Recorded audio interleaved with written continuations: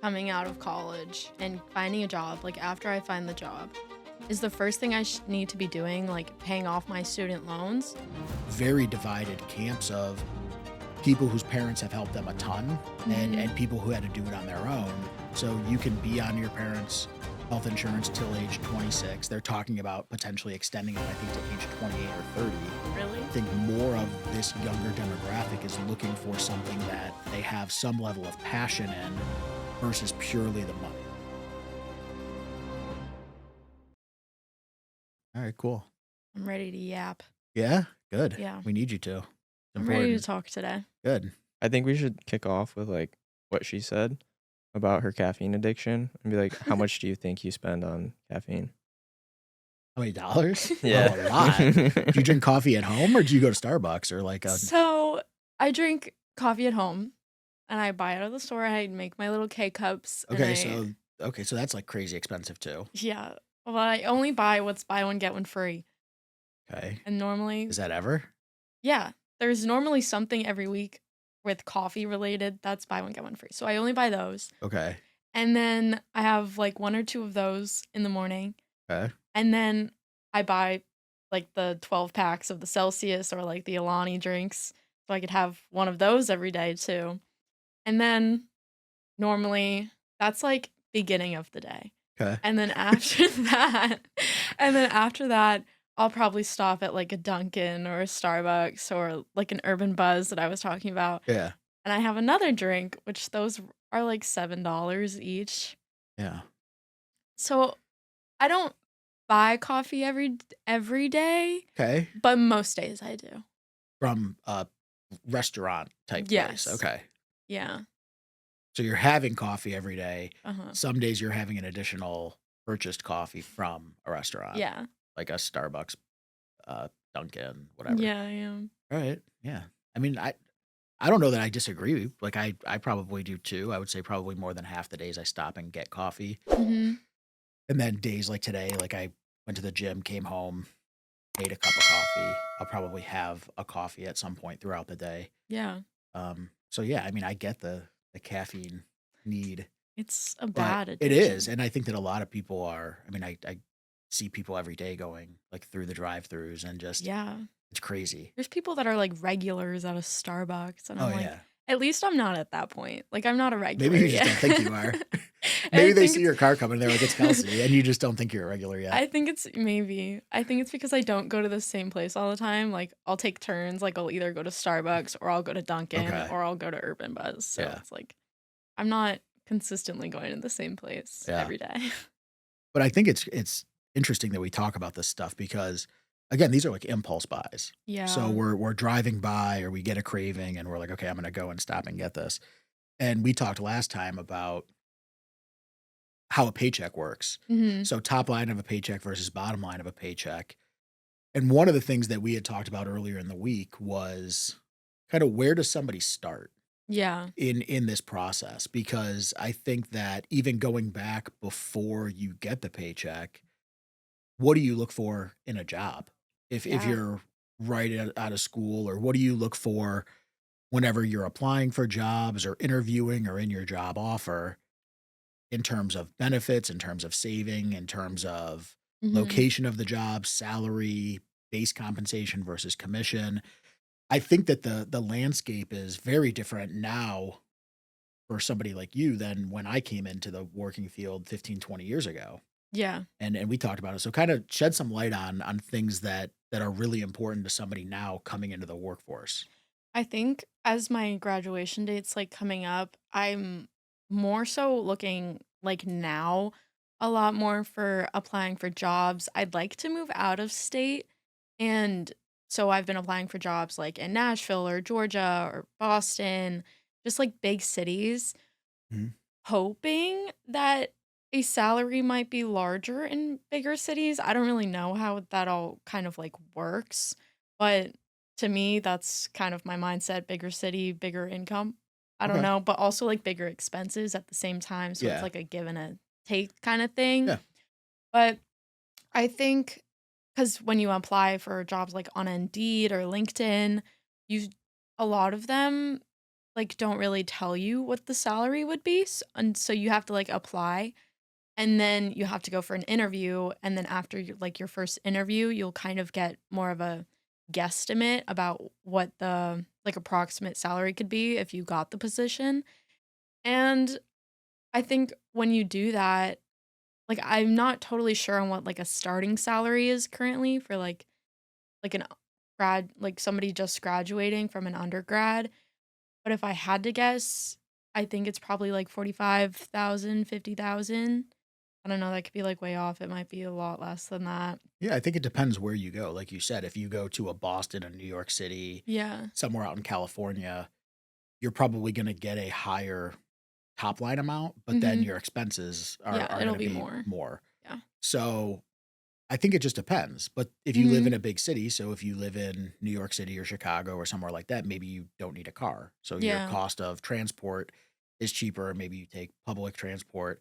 So there's a lot of different things that go into it, but yeah, I think that it does vary drastically, especially with big companies. Mhm. So if they have the same position in 20 different states, they're gonna adjust for cost of living and then figuring out, okay, whether you're in suburban Florida or suburban Georgia versus Manhattan, Yeah. it's probably gonna be a very different number.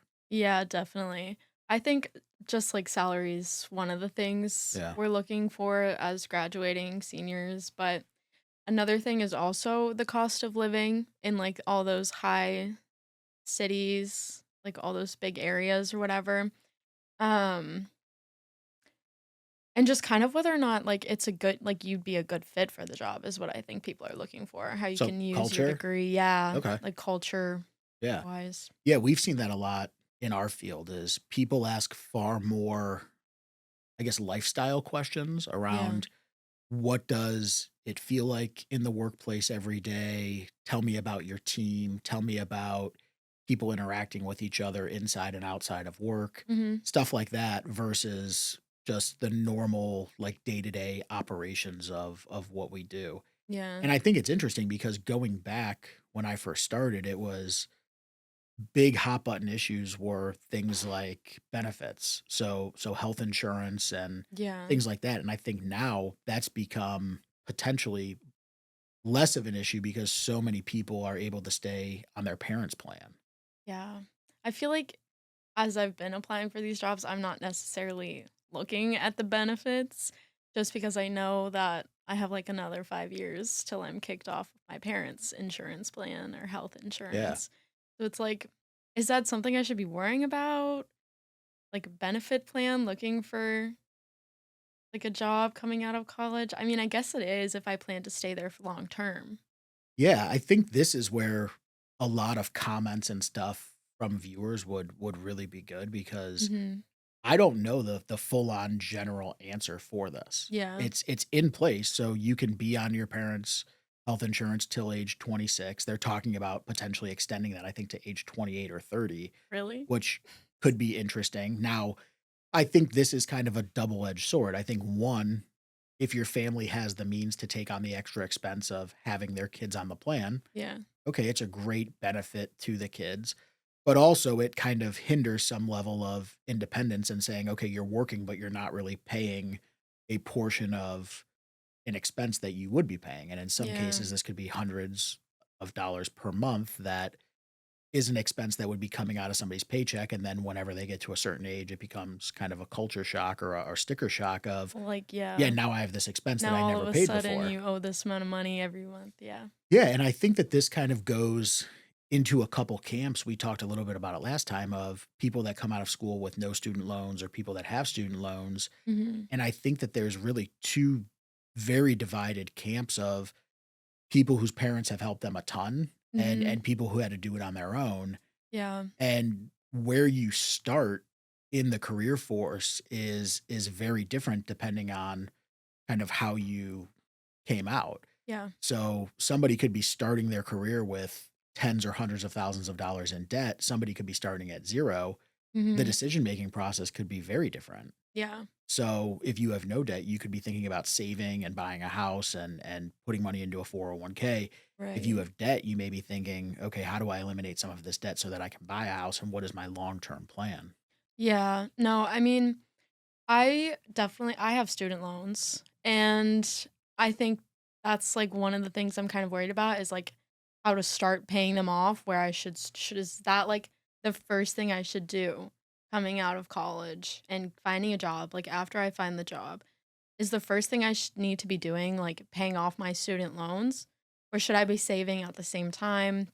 I know there's different plans Yeah. for paying off, like, your student loans and things like that, but it's just also, like, in the back of your head, like, it's this big debt, like, you have Yeah. these student loans, and it's this amount of money, and it's just like, well, that's scary that now I owe this much money, and I don't know what to do, Yeah. so And everybody's different.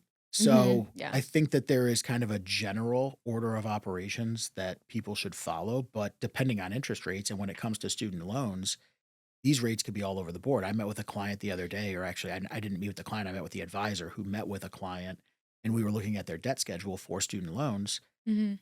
The highest percent on the student loans was right around 5%. The lowest percent was in the 2% range. Yeah. And we were talking about the client's goals are to buy a house in the near future. And in my mind, I'm like, okay, if we pay off all of the student loan debt at lower interest rates, this person's going to take out a mortgage at a higher interest rate. So we're paying off lower interest debt to Mhm. then take out more high interest debt rather than building up cash reserves and maybe putting a bigger down payment towards the higher interest debt. So it becomes a math problem. And I think that's where everybody is different. And that's why we have to look at things in kind of an individual approach because if your interest rates are 6, 7, 8%, it's a Mhm. very different thing than if you have interest rates in the 2% range. Yeah. So, I, like, kind of understand what interest rates are, Okay. but not really. Okay. Like, everything you just said was kind of Okay. a little confusing. Yeah. So whenever you take out a loan, they Uh-huh. attach a factor onto it. Yeah. That is how much money that they make for you borrowing the money from them. Okay. So for easy math, let's just say that the number's $100,000 because then we can use just Yeah. easy numbers. So if you have a $100,000 loan and you have a 5% interest rate, at the end of the first year, you would Mhm. owe $105,000. So that Okay. gets tacked onto the loan as interest. So now at the end of the next year, if you were to keep it out, there would be 5% tacked on to that $105,000. Okay. So the longer you have it, so if you take out loans for 4 years for school, you have your original amount plus however many years of interest, and then the interest builds on the interest because that becomes part of the new balance. Okay. So it becomes a fairly large number. And again, if we're talking about numbers like 2, 3, 4%, they're manageable. But if Mhm. we start talking about 6, 7, 8%, it Those are becomes high. substantial on larger numbers. So whenever we talk about something like buying a house now, Mhm. we're talking about hundreds of thousands of dollars in the 6 or 7% range, which Yeah. is really big compared to something that we might be borrowing at 2%. Okay, so, like, in that situation, you like, paying off your student loans would obviously be the better choice than to just go straight and pay for a mortgage on a house. Well, it depends. So depending on what the rate is, because let's say that you buy a $250,000 house Mhm. and you paid down your $50,000 of student loans and the interest rate was low, but now you have less money to put down towards your house. So Yeah. you're borrowing 250,000 at 7%, but you paid off your loans at 3%.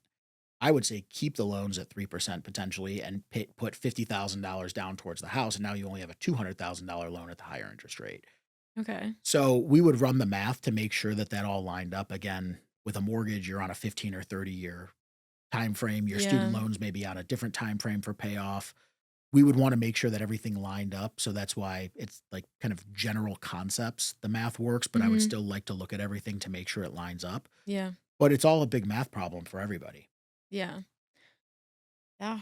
I mean, I know that I have interest rates on my student loans, but I haven't even really looked at it. I keep getting all these emails that now, "Oh, after you graduate, 6 months after you graduate, like, you gotta start paying these off." Right. And I'm just like I get these emails and I'm like, "Oh my god," it's kind of daunting, like, do I need to start right away? Like, every month, am I now gonna have a new expense that I'm just paying off Yeah. consistently for the rest of my life? Like, Yeah. it's Probably not for the rest of your life, but for the foreseeable future. yeah. And I think it's important because I think you're in the majority of people that are experiencing this. So you're finishing school.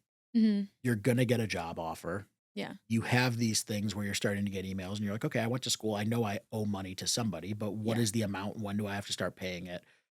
I have an uncertain job.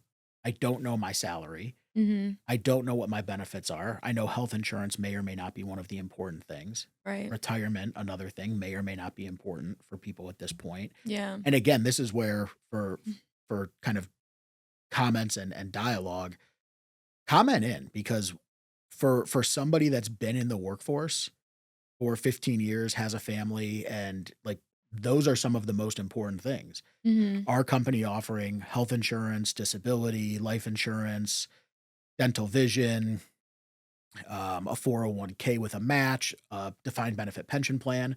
Those are all huge things that drew me to where we're at now. Yeah. And I think that a lot of our new advisors that I'm talking to when we're bringing them in, it's very, very low on their radar. Mhm. And understanding kind of as people are going into the Fortune 500 world or into a corporate world, or if they're starting their own business, now they don't have any of these benefits and they need to put Yeah. things in place. What are the things that they're taking action on putting in place sooner rather than later, and what are they holding off on? Yeah. Um, yeah. Yeah, it's a lot. And again, it's just you come out of school and all of this stuff gets thrown on you. So it's okay, the allure of if you go work for a big company, what has a cool name? So are Mhm. you going to work for a place that's like something that you enjoy, which I know a lot Yeah. of my friends did. Uh-huh. So depending on where you're at geographically, you could go work for a big name brand place. I mean, we talked before about Starbucks and Mhm. Celsius, and again, like we're just throwing like brands out there, but you go work for something that you have an affinity towards. Like Yeah. that's cool. Mhm. If I could be a part of building something that I enjoy, like that's really cool. I have a couple friends that work for clothing apparel companies Yeah. and they do like design and marketing and sales and things like that. And I'm like, that's really cool. And Mhm. they're like, yeah, I get to design stuff and I get to have really cool experiences and things like that. But maybe they're not getting paid as much, or maybe their upside potential isn't there, or maybe they have to jump to the next job to get a promotion. Like there's pros and cons to everything. Yeah. But I definitely think more of this younger demographic is looking for something that they have some level of passion in versus purely the money. Oh, yeah, definitely, for sure. I mean, for me, especially, like, I want to enjoy what I do every day, Yeah. and I don't wanna have to, like, go into work and not wanna be there or not like what I'm doing and just kind of and that's how I feel like most people, like, get depressed or they just, like, don't wanna do anything else, and I I like most people don't wanna live their lives like that. I feel like everybody doesn't wanna live their life like that, so I feel like it's important to find a job that you enjoy and that you really like. That's why I think hunting for, like, the right job for you is so difficult, especially for, like, my age group, just because I mean, you're also looking at the money, but you're also looking at what you're gonna have to do, like, at that job. And it's like, it's kind of like a give and take because are you gonna enjoy the job and make less money, or are you gonna absolutely hate the job and you make a lot of money for starting out? Yeah. And there's somewhere in between of having your cake and eating it too. I think that's Yeah. tough. I think that some of that is business ownership, which is you put in the grind of building something from nothing, Mhm. but then you get to do fun stuff like this. Like Right. I control my own business. We can take a couple hours each week to film something like this. Yeah. I get to meet with clients and have fun. I love what I do every single day, but 15 years ago when I first came in, I was Yeah. like, I'm working an insane amount of hours. I'm making very little money and I need to figure out how to make this work. And then a Yeah. couple years in, it was built up, and then I had something sustainable, and now I have kind of a business that kind of runs itself from the standpoint of a bunch of advisors. We have a bunch of different departments within our Right. firm, and then I have my own practice. But that took almost 20 years to build. Exactly, like, things like that take time, Right. and I feel like a lot of people want to have, like, all the money older people have, not, like, older people, but just, like, people that have their whole life together, like, they have houses, and they have all these cars, and they have, like, a whole family, like, they want all of that in their 20s. And And I'm like, and I mean, some of it is doing things like this. I mean, we see yeah, our peers and people that are making content and are instantly getting famous and generating a substantial amount of money. So we live in a world where the entrepreneurial spirit is higher than ever, yeah, and for you can sure. take out your phone and create some level of content and have people like it and monetize it really quickly. Yeah. So there is a lot of really cool stuff like that where we're in, I mean, a built out studio with a lot of production and a team kind of behind the scenes Yeah. with Troy. And so this is far more advanced than a lot of people that have just started with recording themselves and Mhm. getting traction and gaining a following and then getting to this point. Yeah. So we live in a world of people seeing immediate gratification all the time. Mhm. But I have a ton of clients that are in content, and they will tell you that they would shoot for months or years Yeah. before anybody even picked up on their stuff. And then it was the 5,000th post that they put up that went viral that people Yeah. thought they just started, but Yeah. they had been grinding for years or months or weeks before. And they're like, no, people just caught on to this one thing, but I had done it for hundreds or thousands of times before that. Yeah, all it takes is one video. Right. One video for one specific person to see, they like it, Yeah. all their friends see it, and now all of a sudden you have like 5 million views on your video or your Yeah. post or whatever. And it's like crazy to think that that could change somebody's life, like especially financially, because you can make so much money doing all of that. Yeah. And I think it's crazy, like when I talk to my friends and I ask them, like, kind of what their, like, career and, like, what they see for themselves in their career, basically, like and they say they wanna be an influencer, and I'm like, "Oh my gosh, like, Yeah. really?" Like, it takes so much time to, like, really become or, like, have that title, Yeah. and I just think it's so like, I think it's great, I think it's so cool, Yeah. like, if you're making money that way, like, I wish I could make money that Yeah. way, but yeah, I think it's so And crazy. I think it goes the other way too. So you could be a person that just works in a regular job Yeah. and posts an opinion about something, and then you could get dragged through the mud. So Yeah. not only are you not an influencer and not making any money, but just one of your comments or one of your opinions can be taken and ruin your professional career. Yeah. So it's a risk reward. And I don't think people understand kind of both sides of it of being a teacher, a doctor, an attorney, and posting something and then having it go viral for a negative impact. And then Yeah. like, I don't want to say losing credibility, but having people think about you in a way that has nothing to do with your professional career just because of a political stance or a economic stance or whatever it is. Yeah. And I think that's why what we do is very much like it's math. So Uh-huh. there's a math to everything. Um, we try to create the optimal outcome for our clients, but figuring out what that is different. And again, as we're talking about what makes the most sense for a new person coming into the workforce, it's a lot of different things. It's not purely the money. And Yeah. the goals of our clients aren't always about us giving them the most money at the end. I think that's what we thrive for from the standpoint of giving somebody as much as they could possibly get. But if somebody says, "I'm happy having a little bit less Yeah. to have a better quality of life or do this or live where I wanna live or work where I wanna work," those are part of goals too, and Yeah, goals aren't definitely. always money. Yeah, no, everybody's standards are different.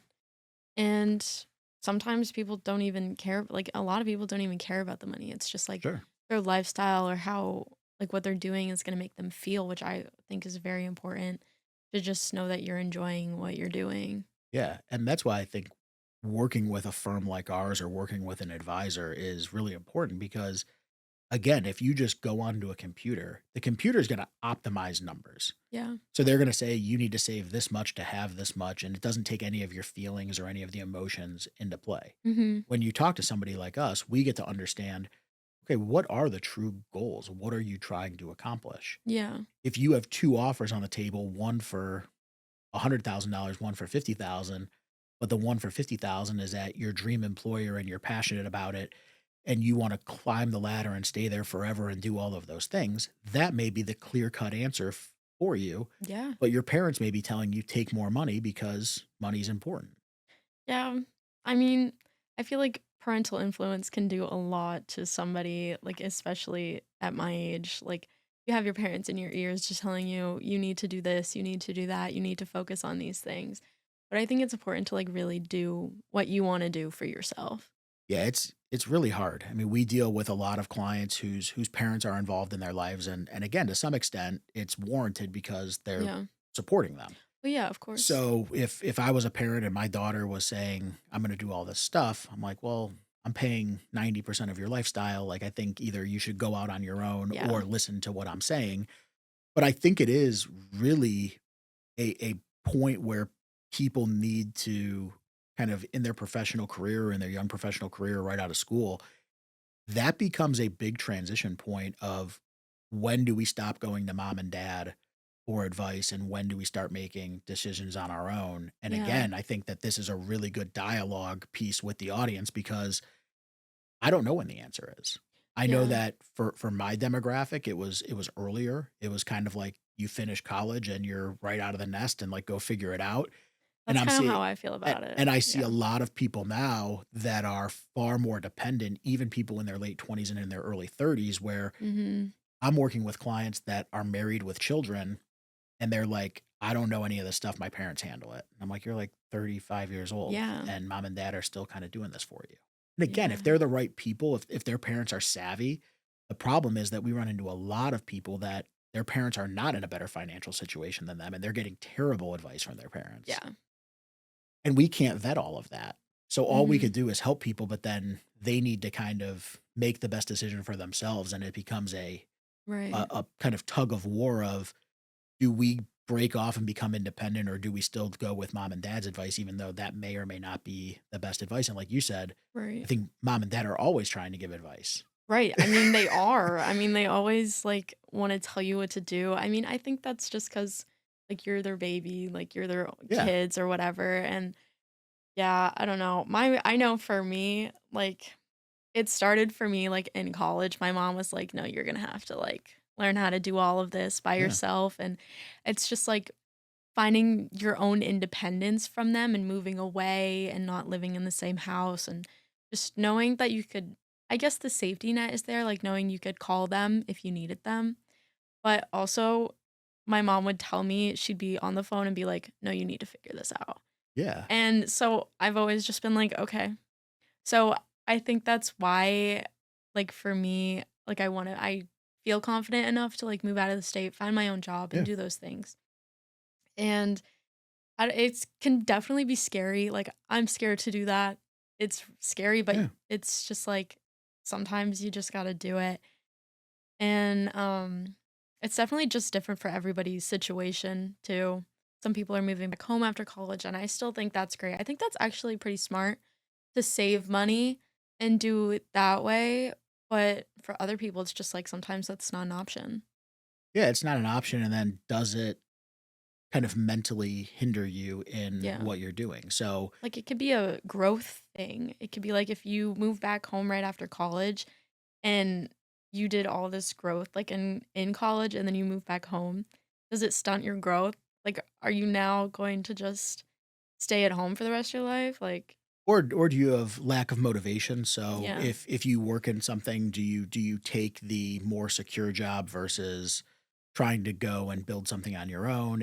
There's a lot of psychological things that go into it, and we'll For talk a sure. lot about psychology on here because the human mind and money are very, very linked, and Yeah. how people were raised and what people's understanding of how it works and abundance versus scarcity mentality, all of those Mhm. things play a role into people's success and failure Yeah. when it comes to making money and having success in business. But yeah, there's definitely a coddling stage that people need to figure out, okay, is this mathematically beneficial? Sure. If I lived somewhere for free for a couple years, built up a huge amount of money and went out, Yeah. yeah, mathematically that's great. Now, if I went out on my own and I said, I'm going to work really hard and I'm going to make this money and I'm going to pay my own rent and I'm going to be independent, Mhm. does that make me get promoted faster? Does it make me get a better job offer? Are there other things that come into play? Yeah. I don't know the answer. And I think that that's kind of like, again, like a 50-50 question where some Yeah. people, like you could get people battling online saying this is Yeah. better or this is better. I don't know. I think it's to the individual what makes the most sense. Yeah, definitely. There's no right answer for like what No. to do at all. It's just kind of depends on like what you want to do. Like it's Right. everybody and each own individual's choice at the end of the day. Yeah, the amount of people that told me not to go into this business Yeah. was like 95 out of 100 people were like, "You'll never make it. Everybody has an advisor. You'll never make any money. You'll be out of the business in a year." Yeah. Um, Fast forward to kind of moving down here. Mhm. You have a successful business. Why would you want to move across the country? Why do you want to start over? Why do you want to do all of this stuff? Yeah. Why do you want to invest a ton of your money into a new business? Mhm. I I think that sometimes you just kind of have to go with your gut and do what makes you Yeah. happy, and then everything falls into place. And again, if you know that you work hard and if you know that you push and do all of those things, typically they work out. Yeah. And again, at a certain point, I mean, now I'm in my late 30s, like my family is still alive, thankfully, but like I don't know that I have the safety net to be like, I'm gonna move my whole family like into somebody's house. Yeah. Like I don't think I have that anymore. Maybe I do if I go back to like Ohio or somewhere, Mhm. but it's kind of on me now. Like I now have my own family that I support, Right. and there is no safety net. And I don't know if that went away 3 years ago, 5 years ago, 10 years ago, but at some point it happened, Yeah. but it was never like told that it happened. I just kind of It left just it. like yeah. And I don't know when for people they finally experience that being pulled away. See, like I don't even know because I feel like I have been thinking about that for a while and just kind of like the whole going off on your own doing like the whole like hyper independence kind of thing. And then just really figuring out your own life and then it's like you don't have the choice or you do always have the choice, I think, at least for me, to just like move back home and start over or whatever. But it's like that's just not an option. That's not really in the back of your head anymore. So now you know you have to make it work. Like you have to go. If there's a will, there's a way. Right. Yeah. I think that this will kind of generate a lot of discussion. Yeah. I want to hear I mean, I hope so. from people, reach out to us on social media, Yeah. let us know kind of what your opinion is. We're going to keep talking about this. Obviously, Kelsey has her journey that we're going to follow as to whether she kind of goes back home, moves Yeah. somewhere different. I mean, these are all things that a lot of you are experiencing. So Mhm. as you're going through stuff, I mean, give her input. Yeah, I don't let know me that she's know. gonna take it all, but I mean, I just but like we'll to read hear it for sure. yeah, I like to hear other people's opinions and like what other people are doing. I think it's cool to know what other people are doing and like Yeah, how they're starting out their new life. yeah. So, So we look forward to hearing from everybody, yeah. and we'll be back next week. Yeah. At 400 milligrams or 2 Yeah. energy shot drinks. Ugh. Who's drinking 10 cans of soda a Oh, day? people. There are people People for do sure. that? Yeah. Yeah, people do that. It's kind of gross. I mean, Yeah. you I said you Body drank 12 heat. Celsiuses. Tyler and I have a Not 12 Celsius. Tyler and I have a cousin who like drinks Mountain Dew like all day long. I feel like people that drink Mountain Dew are just different. Because like, why are Just built you? different. Their bodies are Just built They're built like, different. yeah, Yeah. they are. I just think Mountain Dew's like, I Yeah. don't even know what it is. I don't either. Yeah, like Yeah. what is the flavor? Because it's not Sprite, Is it lime flavored? but it's Yeah. is it? Yeah, lemon or lime. And I it's don't know. green. It's like a lime green. But isn't that what color. Sprite is? Yes. Sprite is definitely lime. Yeah. But Mountain Dew is different than Sprite, right? Yeah, I don't Yeah. know what the flavor is, I honestly. don't know what the difference. It just seems more toxic because it's colored. Like Sprite's clear. So I'm like, oh, that's like probably just like soda water with lime. Yeah. Mountain Dew seems like it's like more poisony just because of its appearance. Exactly. It might not It be, seems but more I don't know that I've dangerous ever to tasted drink Mountain Dew. I don't know that I've ever even tasted it. Registered representative and financial advisor, Park Avenue Securities, LLC, PAS, OSJ 14021, Metropolis Ave, Fort Myers, Florida 33912 239 561 2900. Securities products and advisory services offered through PAS, member FINRA, SIPC. Financial representative of the Guardian Life Insurance Company of America, New York, NY. PAS is a wholly owned subsidiary of Guardian. Alliance Financial Group is not an affiliate or subsidiary of PAS or Guardian. CA insurance license number 0M21715. AR insurance license number 158383330. 8596927.1 expires 11/27.